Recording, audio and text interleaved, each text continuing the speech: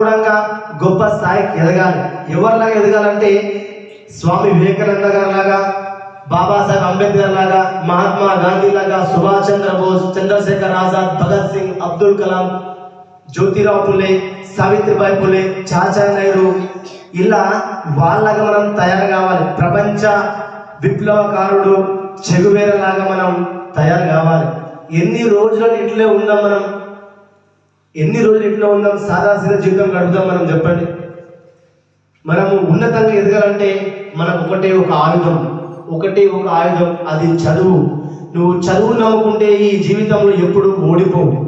కాబట్టి బాగా చదవండి. చదివి ఉన్నతంగా ఎదగాలి.